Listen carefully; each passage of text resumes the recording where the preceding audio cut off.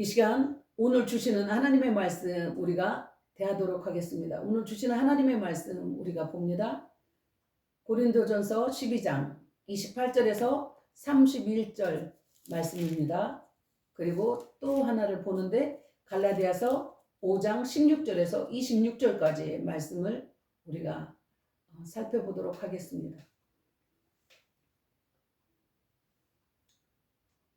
합독하도록 합니다. 먼저 고린도전서 12장 말씀입니다. 하나님이 교회 중에 몇을 세우셨으니 첫째는 사도요, 둘째는 선지자요, 셋째는 교사요, 그 다음은 능력을 행하는 자요, 그 다음은 병 고치는 은사와 서로 돕는 것과 다스리는 것과 각종 방언을 말하는 것이라. 다 사도이겠느냐? 다 선지자이겠느냐? 다 교사이겠느냐? 다 능력을 행하는 자이겠느냐? 다 병 고치는 은사를 가진 자이겠느냐? 다 방언을 말하는 자이겠느냐?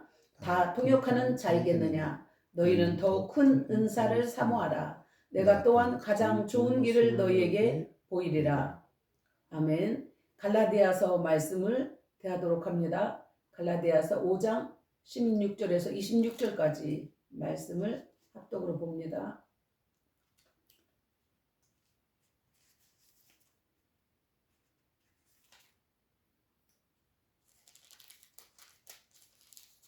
내가 이르노니 너희는 성령을 따라 행하라. 그리하면 육체의 욕심을 이루지 아니하리라. 육체의 소욕은 성령을 거스르고 성령은 육체를 거스르나니 이 둘이 서로 대적함으로 너희가 원하는 것을 하지 못하게 하려 함이니라. 너희가 만일 성령의 인도하시는 바가 되면 율법 아래 있지 아니하리라. 육체의 일은 분명하니 곧 음행과 더러운 것과 호색과 우상 숭배와 주술과 원수 맺는 것과 분쟁과 시기와 분냄과 당 짓는 것과 분열함과 이단과 투기와 술 취함과 방탕함과 또 그와 같은 것들이라. 전에 너희에게 경계한 것 같이 경계하노니 이런 일을 하는 자들은 하나님의 나라를 유업으로 받지 못할 것이요 오직 성령의 열매는 사랑과 희락과 화평과 오래 참음과 자비와 양선과 충성과 온유와 절제니 이 같은 것을 금지할 법이 없느니라. 그리스도 예수의 사람들은 육체와 함께 그 정욕과 탐심을 십자가에 못 박았느니라. 만일 우리가 성령으로 살면 또한 성령으로 행할지니 헛된 영광을 구하여 서로 노엽게 하거나 서로 투기하지 말지니라. 아멘. 오늘은 성령의 은사와 열매에 대해서 우리가 하나님의 말씀을 살펴보도록 하겠습니다. 제가 요즘에 성령님이 누구신가? 왜 성령님을 구해야 하는가? 그리고 성령의 충만은 어떻게 해야 되는가? 라는 주제를 다루었죠. 첫 출발은 크리스찬은 술을 마셔도 되는가? 라고 그 제목으로 설교를 시작하였습니다. 결론은 거듭나지 못함과 성령이 충만히 임재하지 못함으로 술 문제를 고민하는 것이다 라고 말씀드렸습니다. 성령의 충만한 임재를 경험한 사람들의 많은 간증들이 있습니다. 담배를 피웠었고 술을 마시는 그런 많은 사람들이 있었는데 그들이 성령을 구하면서 성령님의 임재를 체험한 후에 너무 신기하게 담배가 생각이 나지 않고 술이 생각이 나지 않아서 끊게 되었다는 정말 수많은 성도들의 간증이 있습니다. 그래서 제가 술이 크리스찬들이 술을 먹어도 주가 되느냐 안 되느냐 말장난 그런 것을 이제는 그치고 정말 중요한 것은 성령의 임재 그리고 성령님을 구하라라는 것이었습니다. 지속적으로 힘을 다해서 성령님을 구하라라고 말씀드렸습니다. 성령님이 임하시니 제일 먼저 우리에게 나타나는 것이 있었는데 죄의 문제였습니다. 내 죄가 얼마나 흉악했는지를 알게 되었다는 것이죠. 그래서 거기에서 정말 내 죄의 깊이 그리고 내가 이런 인간이었구나 나는 죄덩어리였구나 라는 걸 깨닫게 되니까 주님의 십자가를 알게 되는 것입니다.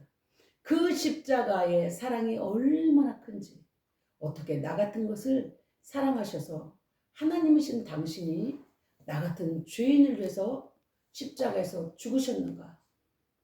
나 같은 그 흉악한 죄인이 내가 의인인 척하고 하나님의 뺨을 때렸고 하나님께 침뱉었고 그리고 하나님을 죽일 수 있었던 그러한 끔찍한 그러한 죄의 덩어리였다는 것을 발견하게 된 것입니다. 성령이 임하시니까 그렇게 우리에게 의가 없다는 것을 깨닫고 예수 그리스도의 의를 우리가 힘입어서 살려고 성령님을 따라서 순종하는 삶을 살아가는 것, 그 의를 따라 사는 사람으로 변화되고 이미 심판을 받은 세상을 사랑하지 않고 길이요 진리요 생명이신 주님을 따라가게 되는 삶을 살게 되었다라는 것입니다.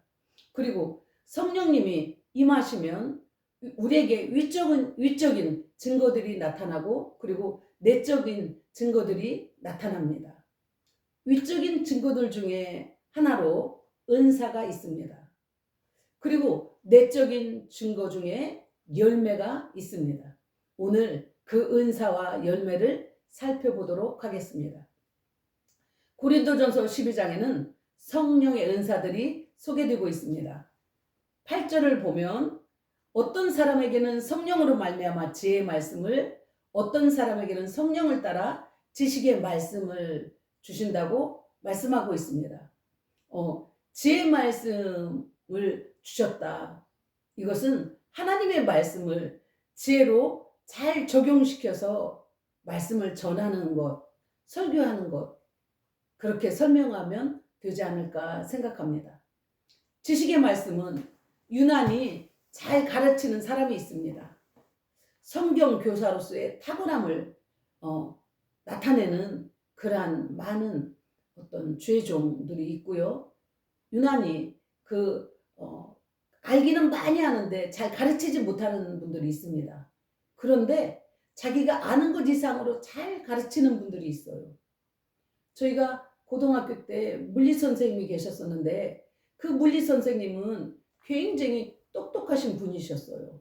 참 많이 아는 굉장히 지식이 많은 분이셨죠. 그런데 저희가 그 물리 선생님의 그 물리 시간이 되면 너무 어려운 거예요. 물리 선생님이 두 분 계셨는데 한 번 물리 선생님이 오시면 똑같은 그 주제를 가지고 하는데 한 선생님은 저희가 이해할 수 있게 하셨고 한 선생님은 말씀은 하시는데 너무 어려웠어요. 그런 것들이 지식의 말씀 그런 것들을 잘 지혜로 표현하는 그런 예가 아닐까 생각을 합니다. 유난히 그것에 대한 지식이 잘 깨달아지는 사람들 있죠. 그런 성경의 지식도 유난히 잘 깨닫는 그런 것이 지식의 말씀이고 또 지혜의 말씀은 그 가진 지식을 잘 가르치는 것, 또 잘 설명하고 잘 설교하는 그러한 부분이 아닐까 생각합니다. 결국은 거의 같은 거라고 알 수 있는데 주님이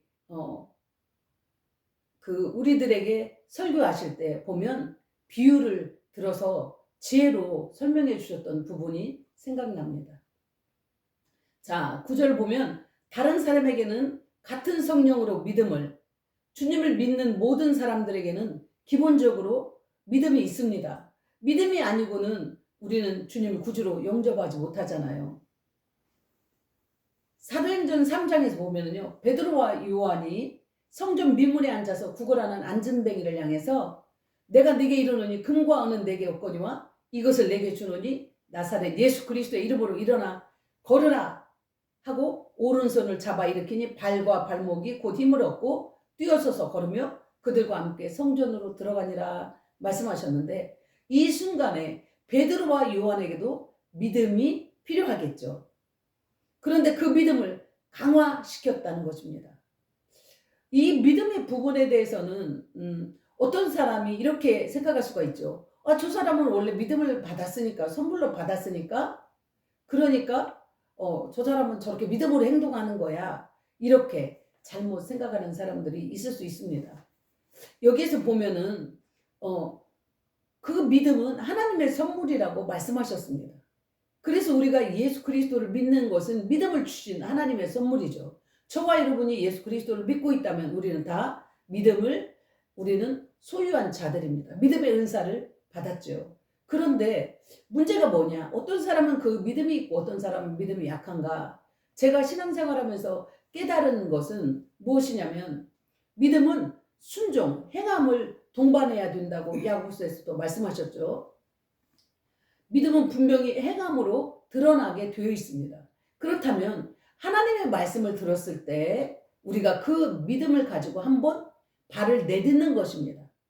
사람들은 하나님이 살아계신 거 나한테 보여줘봐. 그러면 내가 믿을게. 이렇게 생각하는 분들이 많이 있습니다. 그렇게 말하는 분들을 제가 많이 만납니다. 그런데 하나님은 먼저 말씀하셨습니다. 너에게 믿음을 보여라 라고 말씀하시죠. 하나님의 말씀, 우리가 예수님을 믿는다는 것은 예수님의 말씀을 믿는 것입니다. 그렇다면 그 말씀을 가지고 우리가 발을 내디뎌 보는 겁니다. 그 말씀대로 한번 행해 보는 겁니다. 그런데 그 뒤에 진짜 하나님의 역사가 따라옵니다. 그것을 경험한 거죠. 그러고 나면 어떻게 될까요? 아하, 정말 하나님의 말씀대로 내가 했더니 정말 이런 역사가 일어났네. 그러면서 그 다음에 이 말씀도 내가 한번 실행해 봐야지. 이 말씀도 한번 순종해 봐야지. 그러면서 말씀이 점점 실제로 역사하는 것을 경험하면서 믿음이 강화됩니다. 저와 여러분도 그 말씀에 반응해서 실행하면 주님의 역사를 경험하고 또 다시 실행하면서 믿음이 증진되리라 믿습니다.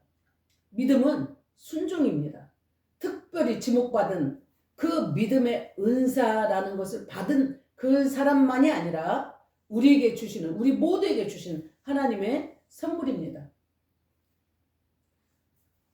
또 어떤 사람에게는 10절입니다. 어떤 사람에게는 한 성령으로 병 고치는 은사를, 그리고 어떤 사람의 능력 경험을, 믿음의 기반 위에 치유의 은사가 있습니다. 특별히 이 부분은 신유의 은사를 받는 부분들이 있습니다.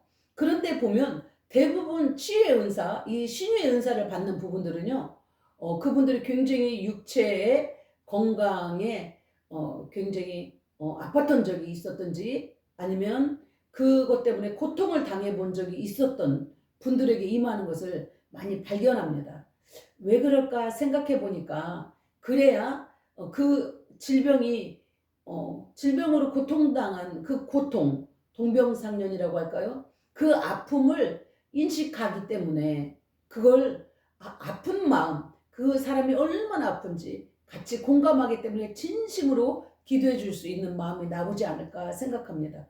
그래서 치유의 은사를 받은 분들을 보면 많이 아팠던 그랬던 분들 중에 이 은사를 받는 분들이 있다는 것을 보았습니다. 물론 다 그렇지는 않지만 많은 분들이 아팠던 경험을 가지고 있었던 분들이 치유의 은사를 받는 것을 보았습니다. 그만큼 그들을 긍휼히 여기는 마음이 있기 때문이죠. 어떤 사람의 능력 행함을 말씀하는데 능력 행함을 보면 이거는 엘리야가 생각이 납니다. 엘리야가 하늘에서 불이 내려지는 그 능력, 그 행함을 경험했습니다. 그리고 엘리야가 또 어떻게 했습니까? 3년 6개월 비가 오지 않는데 엘리야가 기도함으로 비가 내리는 것을 볼 수가 있습니다. 그리고 또 귀신을 쫓아내는 일, 이러한 것들이 능력 행함에 속하죠. 그리고 어떤 사람에게는 예언함을 말씀합니다. 예언의 부분은 잠시 후에 다시 좀 더 살펴보기로 합니다. 또 어떤 사람에게는 영들 분별함을 우리가 그 영들 분별함을 주신다고 했는데 물론 성령이 분별력을 주십니다. 그런데 하루아침에 분별력은 임할 수도 있고 임하지 않을 수도 있는 것 같아요. 왜냐하면 성령님이 강권적으로 임하면 분별력이 오죠. 그런데 우리가 그 분별력을 성령님으로부터 강력하게 받지 않아도 우리가 하나님의 말씀을 늘 묵상하고 적용하면 분별력이 생깁니다. 마지막 때에는 주님이 마태복음 24장에서 보면 제일 먼저 사람의 미혹을 조심하라고 말씀하셨습니다.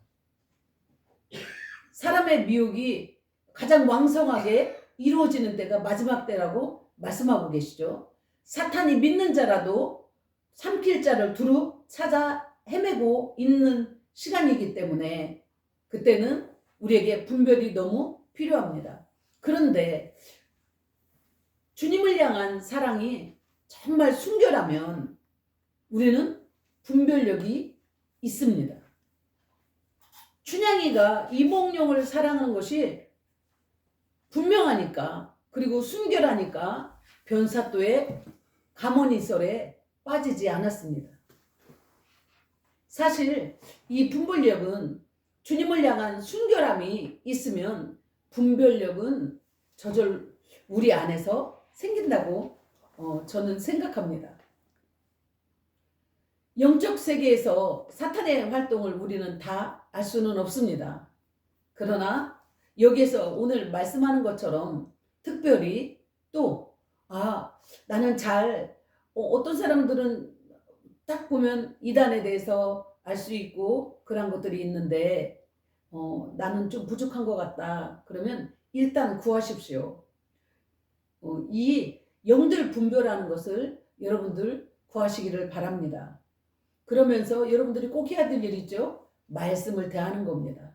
말씀이 없으면 물론 성령님이 주실 때는 그러한 말씀에 분명한 지식도 있는 그들에게 주시지 않을까 생각하기도 합니다. 왜냐하면 성령의 충만함이 있는 상태니까요. 자, 그래서 이단이나 거짓 선지자들에게 넘어가지 않도록 우리 모두는 영적 분별력을 구해야 될 줄 믿습니다. 다른 사람에게는 각종 방언 말함을, 어떤 사람에게는 방언들 통역함을 주신다라고 말씀하셨습니다. 이 방언에 대해서도 14장에 고린도전서 14장에 아주 잘 나와 있기 때문에 조금 있다가 예언과 방언에 대한 말씀을 다루도록 합니다. 그런데 이 모든 은사를 주시는 것은 한 성령이 행하시는데 성령님이 성령님의 뜻대로 각 사람에게 나누어 주신다라고 말씀하셨습니다. 얘는 이 은사를 주면 좋겠구나. 얘에게는 이 은사가 맞겠다. 얘에게는 이 은사가 참 유익하겠구나 하시면서 성령님께서 나누어 주신다는 것입니다. 그러하기 때문에 너무 그 은사를 나에게도 저 은사 주시지, 물론 사모하고 기도는 하십시오. 그러나 그것에 대해서 불평한다랄지 또 원망한다랄지 이러한 것은 없어야 될 줄 믿습니다. 자, 우리가 지금 은사에 대해서 잠깐 우리가 살펴봤는데 주님의 사역을 보면 은사가 어떻게 쓰였나 우리가 알 수 있습니다. 물론 예수님은 하나님이시기 때문에 하나님의 속성 가운데 이 모든 능력이 있습니다.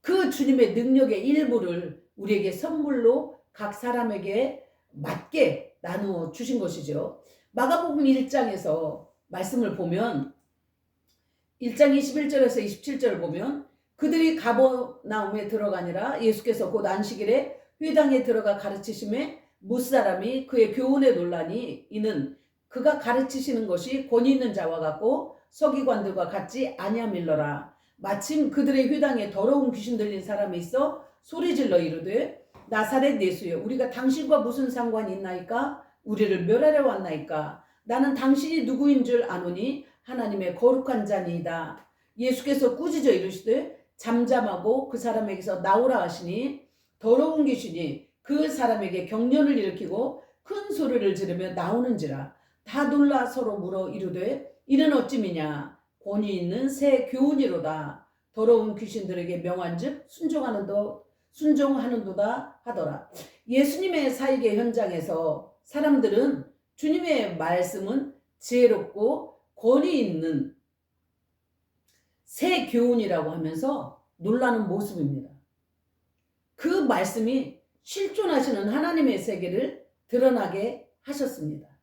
그래서 귀신을 쫓아내고 그리고 주님이 그 능력을 행하시는 그 모습을 보았습니다.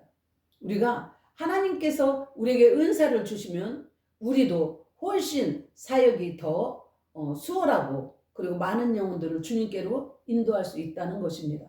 자, 마가복음 16장을 보면 승천하시기 직전에 주님께서 우리에게 주시는 말씀입니다. 믿고 세례를 받는 사람은 구원을 얻을 것이요 믿지 않는 사람은 정죄를 받으리라. 믿는 자들에게는 이런 표적이 따르리니 곧 그들이 내 이름으로 귀신을 쫓아내며 새 방언을 말하며 뱀을 집어올리며 무슨 독을 마실지라도 해를 받지 아니하며 병든 사람에게 손을 얹은즉 나으리라 하시더라. 성령의 은사는 사역의 현장에서 아주 중요합니다. 절대적으로 필요한 것들이죠. 하나님의 소유를 우리에게 부분적으로 주셔서 영혼들을 구원하시기 원하시는 것입니다. 고린도전서 12장 11절은 이 모든 일은 한 성령이 행하사 그의 뜻대로 각 사람에게 나누어 주신다고 말씀하셨습니다. 은사라는 것이 뭐냐? 헬라어로 카리스마타라고 합니다.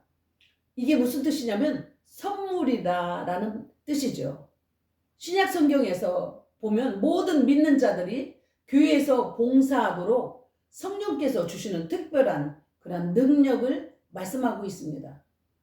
은사는 신령한 선물입니다. 고린도전서 12장 1절에서는 내가 너에게 신령한 것을 주기 원한다 라고 말씀하셨습니다. 은사에 대해서 말씀하시기 전에 신령한 것을 나눠주기 원한다. 이 말씀을 먼저 시작하고 이 은사에 대해서 설명한 것을 볼 수 있습니다.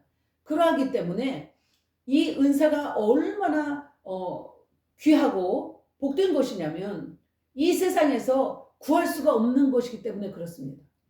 돈으로도 살 수가 없습니다.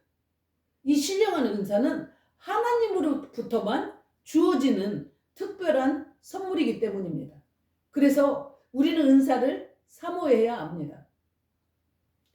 성령께서 성도 자신들의 교회에 유익이 되고 그리고 덕을 세우기 원하고 믿지 않는 자들을 전도하기 위해서 은사를 주시기 때문입니다.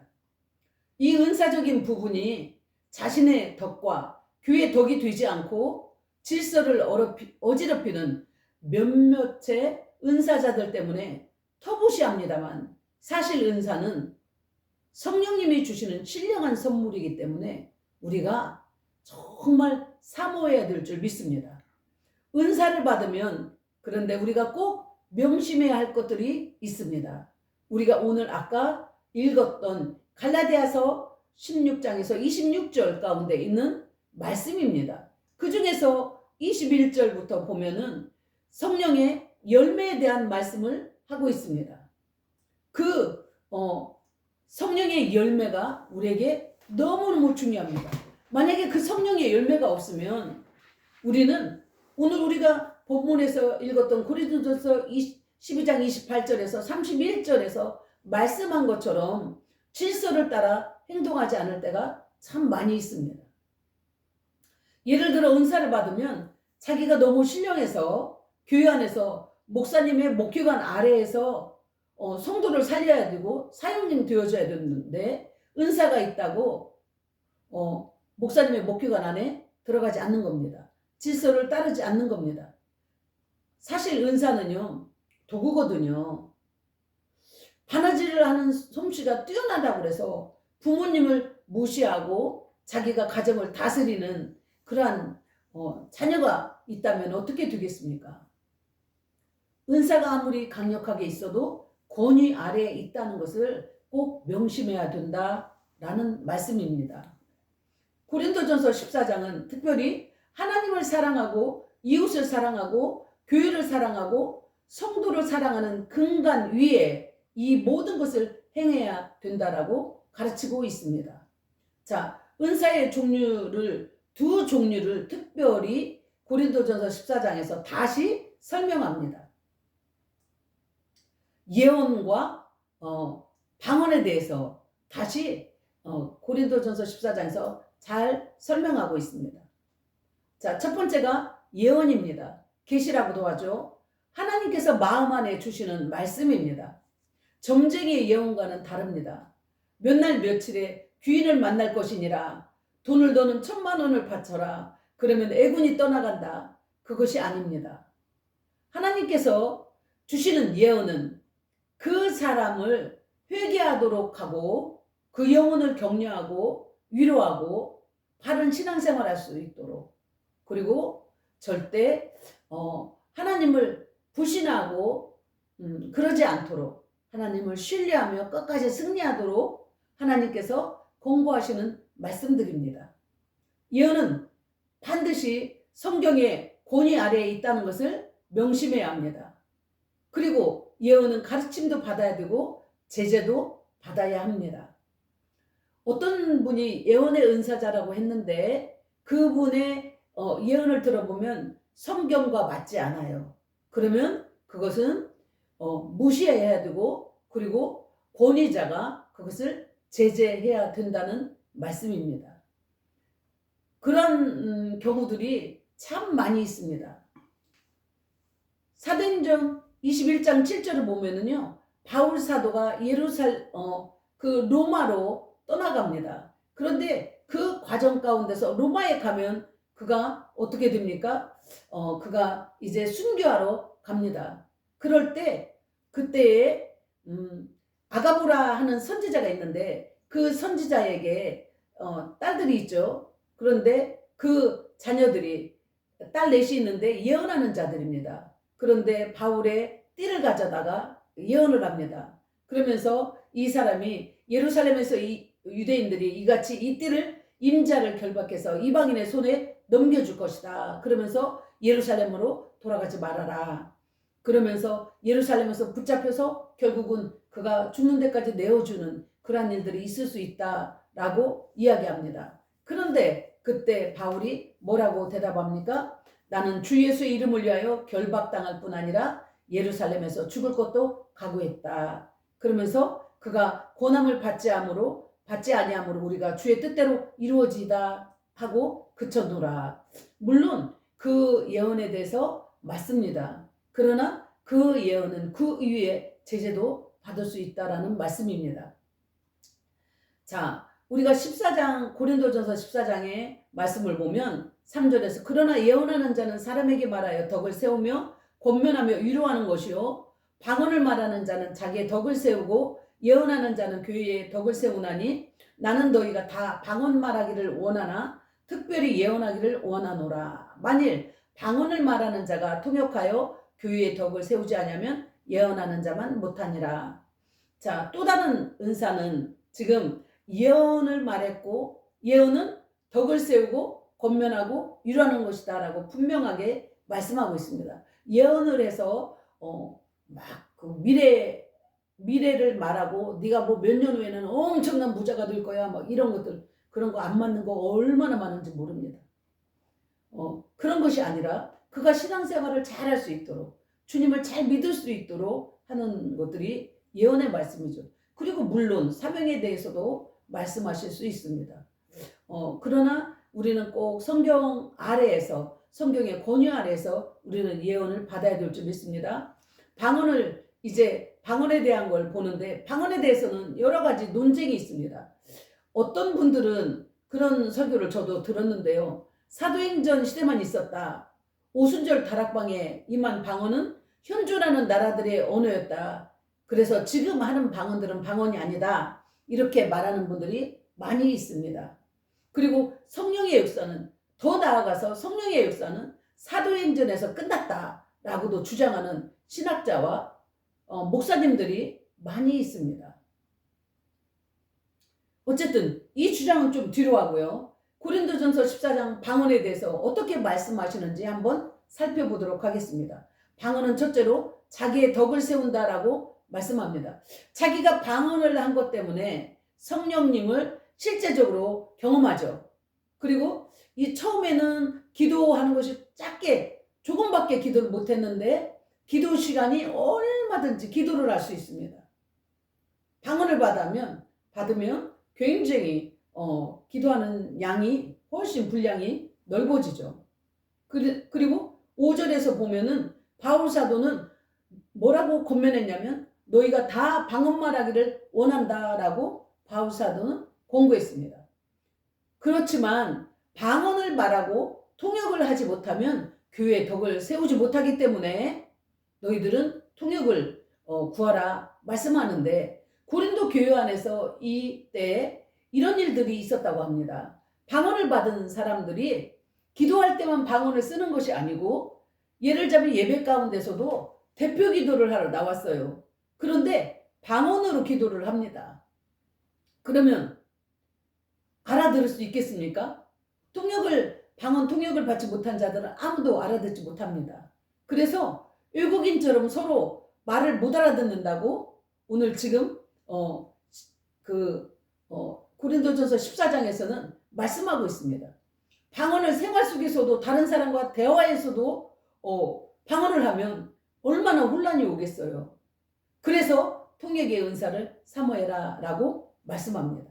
그러기 때문에 방언을 받았으면 우리가 자기의 덕을 위해서, 그러니까 내 신앙생활에 유익이 되기 위해서 하나님께서 개인적으로 주셨다는 것입니다. 그렇기 때문에 그걸 가지고 자기가 대표 기도를 한다랄지, 처음에는 그런 은사에 대해서 잘 훈련이 되지 않았고 교육이 되지 않았기 때문에 고린도 교회에서 그런 일이 나타났던 겁니다. 그래서 바울 사도가 뭐라고 하냐면, 나는 방언 한마디 방언보다 깨달은 말 5마디를 너희들이 하는 것이 5마디의 방언보다 깨달은 한마디를 말해라. 그것이 훨씬 낫다. 이 말씀을 하고 있는 것입니다. 자, 그리고 난 다음에 14절에서 고린도전서 14장 14절에 17절을 보면, 통역이 되지 않으면 무슨 말인지 알지 못하니까 너희가 방언으로 기도하고 마음으로 기도해라 라고 말씀하고 있습니다. 우리가 통역이 되지 않은 상태에서 방언을 받았어요. 그런데 방언을 하다가 사람들이 안 해버리는 사람들이 많이 있습니다. 왜냐면 무슨 말을 하는지 모르겠어. 내가 속으로는 막 딴 생각하고 있는데 내가 방언을 하고 있는 거야. 그러니까 내가 방언할 필요가 있을까? 이러면서 방언을 소멸하는 그런 분들이 있습니다. 바울 사도는 그러한 자들을 위해서 권면하는 겁니다. 네가 방언으로 말하고 한국말로 말하고, 네 마음에 있는 것을 말하고 방언을 말해.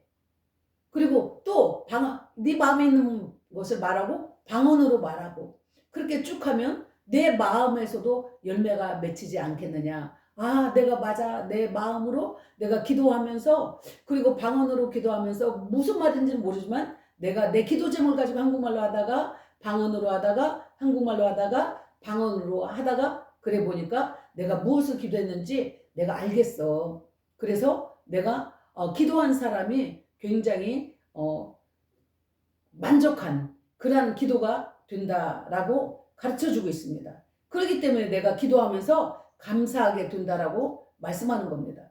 그리고 18절에서 보면, 그런데 바울 사도가 어떤 말씀을 하냐면, 바울 사도는 너희 모든 사람보다 방언을 더 말하는 것을 개인적으로 나는 하나님께 감사한다라고 자기의 입장을 밝히고 있다는 겁니다. 바울 사도는 그렇지만 나는 너희 모든 사람보다 방언을 더 많이 해. 그것을 나는 개인적으로 하나님한테 정말 감사해. 이렇게 말하고 있다는 거예요.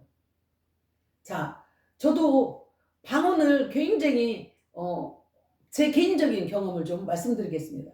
제가 교회 다닌 지 얼마 되지 않아서 저는 방언으로 기도하는 소리를 듣게 되었습니다. 옆에서 청년들이 같이 이렇게 기도하면 어떤 사람이 막 방언을 하는데 그 방언 소리가 너무너무 예쁜 거예요. 너무 그 방언이 부러웠어요. 그래서 하나님께 저도 계속 매달렸습니다. 하나님, 정말 저에게 방언을 주신다면 제가 하나님이 살아계신다는 것을 알겠어요. 하나님 살아계신 증거로 저에게 방언을 주세요. 그러면서 저도 방언하고 싶어요. 그러면서 굉장히 기도했습니다. 그러던 어느 날 성령님께서 제게 방언을 주셨습니다. 그런데 저는 그날 제가 방언을 받으면서 너무 놀라웠습니다. 왜냐하면 제가 제 입술을 주장하지 못하는 거예요. 아니, 방금 전까지만 해도 제가 원하는 말을 제가 하고 살았습니다. 그런데 방언이 제게 임할 때 제가 전혀 저를 컨트롤할 수가 없었어요. 제 입술이 제 것이 아니었습니다.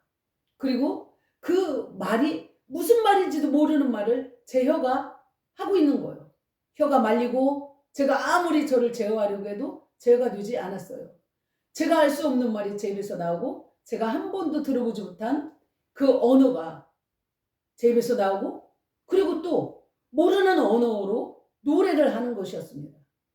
저는 제 입술에서 나오는 언어와 노래를 제3자가 되어서 듣게 되었습니다. 22년 동안 제 입술이라고 그리고 제가 원하는 말이면 무엇이든지 내뱉으면 되는 제 혀가 제 것이 아니었습니다. 그때 저는 방언을 받으면서 제가 피조물이라는 것을 깨달았습니다. 아, 정말 내가 피조물이구나. 정말 하나님이 창조주시구나. 아, 나는 피조물에 불과하구나. 내 혀가, 내 입이 내가 주인이 아니구나. 하나님이 주인이시구나. 라는 것을 저는 깨달았습니다. 충격적인 사건이었습니다. 내가 나를 주장할 수 없는 존재. 내 몸이 내 혀가 내 것이 아니라는 것을 깨닫는 최초의 날이었습니다. 그리고 나는 내 입에서 나오는 방언 찬양 소리를 들었습니다. 한 절은 방언으로 한 절은 한국말로. 그때 나왔던 제 입술에서 나왔던 방언이 레셀레셀레셀레 셀로 레셀레셀레셀레 셀로 이 찬양이었습니다. 그런데 주님 나를 붙드시네, 주님 나와 함께 춤을 추시네 이러면서 방언을 하고 제가 한국말로 하고 방언을 하고 한국말로 하면서 그 찬양을 그 방언을 2-3시간 아니 더 훨씬 넘는 시간을 그렇게 이 방언을 하면서 찬양을 했던 것이 생각납니다. 그리고 성령님은 그 방언을 받으면서 지나온 날들에 대하여서 저를 목욕시키기 시작했습니다. 그때 내 몸에 때가 그렇게 많은지 처음 알았습니다. 제가 교회를 다닌 지 그때 대학교 2학년, 3학년, 4학년 3년 반쯤 되었을 때였습니다. 그런데 그때 제 몸에 얼마나 많은 때가 있는지 그때 알게 되었습니다.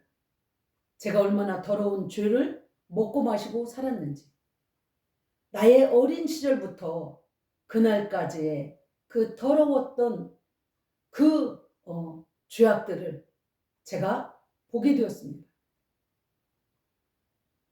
그 수치는 하나님 앞에서의 수치는 말로 할 수가 없었습니다. 주님 앞에 내 죄를 나열하면서 제가 절절히 애통하며 회개했습니다. 거룩하신 성령 하나님의 임재 앞에서 저는 그냥 알게 되었습니다. 내가 얼마나 죄인이고 얼마나 소망이 없는 자인지. 그때 사람들이 나의 회개를 제가 방언 기도를 했기 때문에 듣지 못했다는 것에 얼마나 감사한지. 지금도 방언을 주신 하나님께 감사합니다. 왜냐하면 사람들이 저의 기도를 다 알아듣지 못하니까요. 그런데 어느 날 귀신 들린 여자분을 기도원에서 만났는데 갑자기 큰 소리로 제 입에서 방언이 튀쳐나가면서 꾸짖게 되었습니다. 근데 그 여자분이 거품을 흘리면서 이렇게 넘어지더니 치유가 되는 것을, 그 귀신이 떠나가는 것을 보게 되었습니다. 저는 그 방언을 어떻게 쓸 줄도 몰랐습니다. 그런데 그냥 그 귀신 들린 여자에게 제가 명령하는데 방언이 큰 소리로 나가게 된 것을 경험했습니다. 이제 방언을 받은 지 40여 년이 지났습니다. 저는 늘 방언 기도하는 것을 굉장히 좋아합니다. 그런데 그 기도 가운데서 성령님의 음성을 많이 경험하게 되었습니다. 바울 사도는 방언 기도를 너희 모든 사람보다 많이 하는 것을 하나님께 감사한다 라는 그 의미를 조금 맛본 사람 중에 하나입니다. 어떤 분들이 지금은 방언의 은사를 주시지 않는다라고 주장하시는 그런 분들이 있습니다. 저는 조심스럽게 그분들에게 여쭙고 싶은데 혹시 방언을 받으셨나요? 하고 물어보고 싶습니다. 왜냐면 정말 방언을 경험하신 분은 그렇게 말할 수가 없거든요. 그러면서 어떤 신학자와 어떤 목사님들이 지금 주시는 방언은 사도행전적인 그런 방언이 아니다. 오순절에서 주신 것은 모든 나라에서 쓰던 그런 언어였다라고 이야기합니다.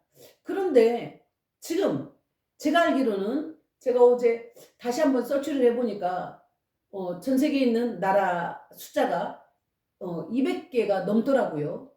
그런데 언어는 200개의 나라가 있지만 200개 이상의 나라가 있지만 언어가 200개만은 아닙니다. 부족 국가들이 많이 있죠. 부족들이 원시 부족들이 많이 있습니다. 그러면 그들의 언어까지 합치면 훨씬 200개가 넘겠죠. 어쩌면 300개가 넘을 수도 있습니다. 그러면 그렇게 말씀하시는 그 목사님들은 300개 이상일 수도 있겠죠. 그렇다면 그 모든 언어를 다 알고 계시나? 여쭙고 싶습니다. 그 300개가량의 300개가 될지 300개가 넘을지 모르지만 원시 부족까지 다 합치면 그것을 다 아는 분이 그런 말씀을 해야 되지 않을까라고 생각을 하게 됩니다. 여러분들의 생각은 어떻습니까?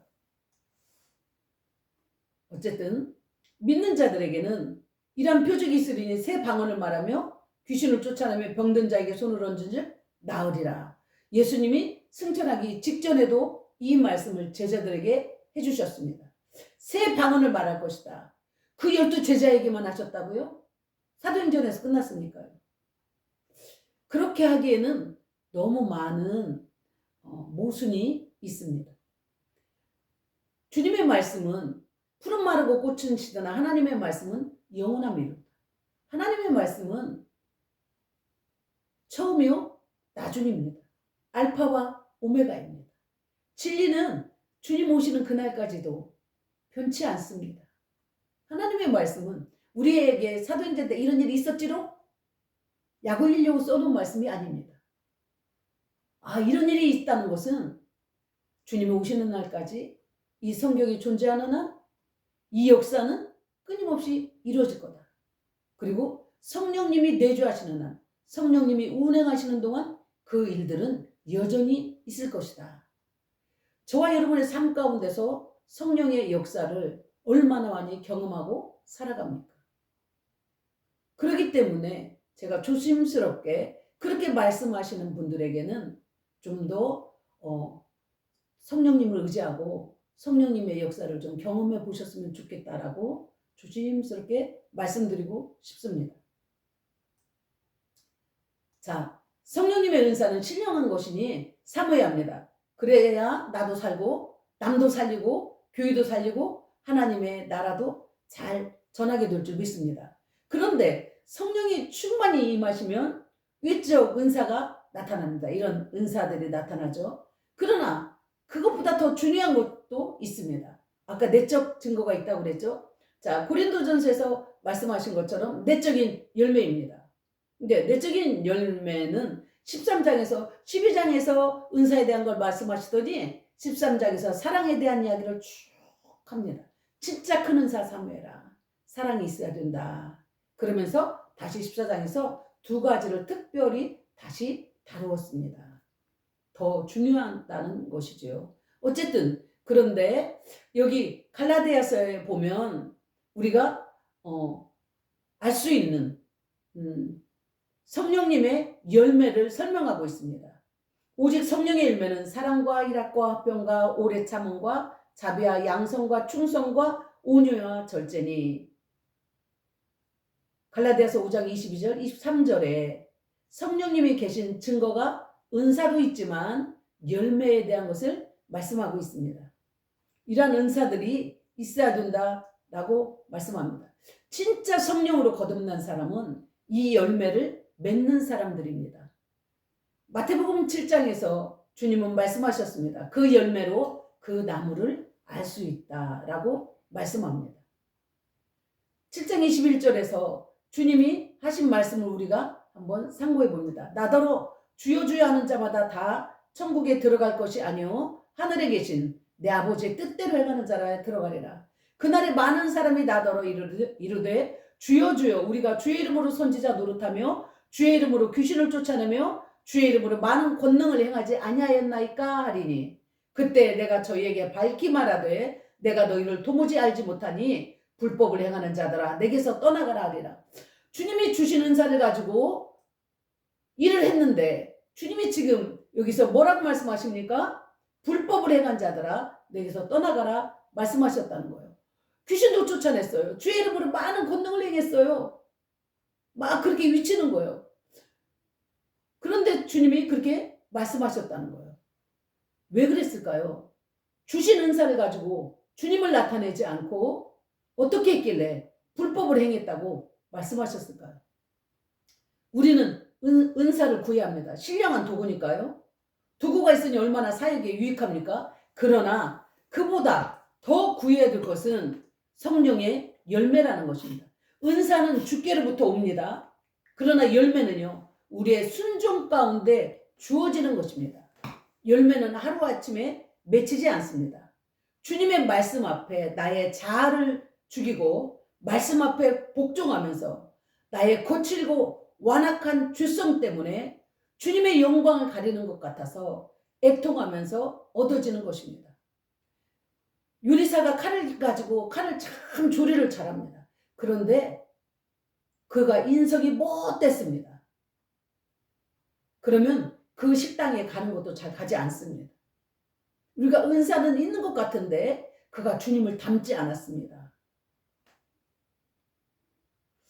그런 성령의 열매가 없는 은사 사역은 울리는 꽹과리와 같아서 오히려 은사를 받은 사람 때문에 주님과 멀어지는 일들도 발생합니다. 주님을 혼란스러워하는 일들이 발생합니다. 하나님이 저 사람 쳐다보면 저 은사는 있는데 하나님이 저 사람 같은 분인가? 하나님은 거룩하신 분이라고 알았는데 왜 저런 사람한테 은사를 주었지? 이렇게 하는 일들이 많다는 겁니다. 주님께서 은사를 주신 목적은 교회의 덕과 영혼을 구원함에 있습니다. 그것으로 사람을 올가매고 돈을 받아내고 자기를 섬기게 하는 것이 절대 아닙니다. 그런 자들에게는 그에게 주어진 신령한 복을 저주로 바꾼 그러한 결과가 되었다는 것입니다. 은사를 받았습니까?